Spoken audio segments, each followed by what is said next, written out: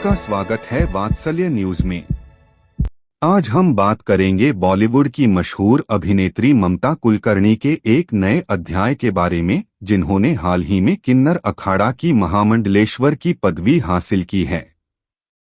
यह घटना महाकुंभ के दौरान प्रयागराज के संगम तट पर हुई, जहां उन्होंने पिंडदान किया।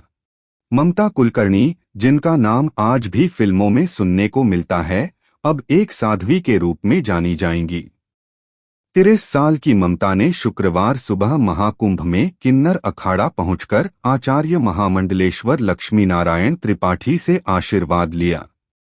उनके बीच लगभग 1 घंटे तक महामंडलेश्वर बनने की चर्चा हुई, जिसके बाद किन्नर अखाड़ा ने उन्हें इस पदवी देने का ऐलान किया। ममता ने साध्वी के रूप में महाकुंभ में भाग लिया।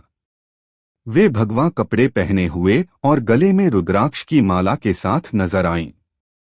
इस मौके पर उन्होंने कहा, यह मेरे लिए यादगार पल है। जब उनसे पूछा गया कि क्या यह बदलाव अचानक हुआ, तो उन्होंने कहा, नहीं, मैंने साल 2000 से तपस्या शुरू की थी। मेरे गुरु श्री चैतन्य गगनगिरी गुरुनाथ हैं। ममता ने कहा कि महामंडलेश्वर बनना उनके लिए एक बड़ा सौभाग्य है। उन्होंने बताया कि उनके गुरु का आशीर्वाद हमेशा उनके साथ रहा है। उन्होंने यह भी कहा कि महाकुंभ में आना उनके लिए एक अनमोल अवसर है, जहां संतों के आशीर्वाद प्राप्त कर रही हैं। जब ममता किन्नर अखाड़ा पहुंची, तो उन्हें देखने के लिए लोगों की भीड़ उमड़ पड़ी।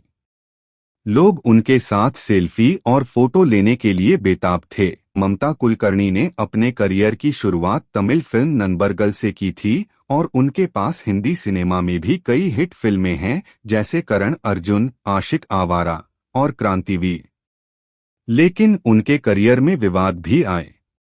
1993 में उन्होंने एक मैगजीन के लिए टॉपलेस फोटोशूट कराया था, जिसने काफी चर्चा बटोरी।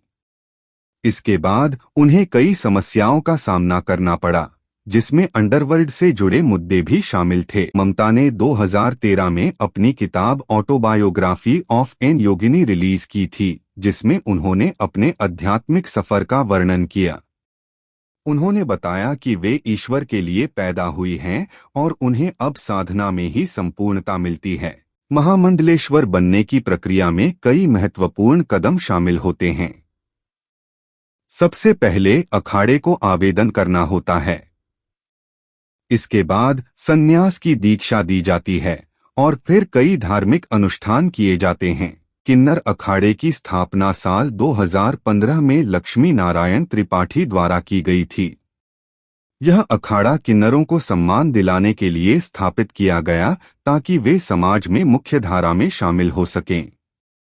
महामंडलेश्वर स्वामी अवधेशानंद गिरी ने ममता के इस बदलाव का स्वागत किया और कहा कि संन्यास का अधिकार सभी को है। सवाल यह उठता है कि क्या ममता बॉलीवुड में वापस आएंगी।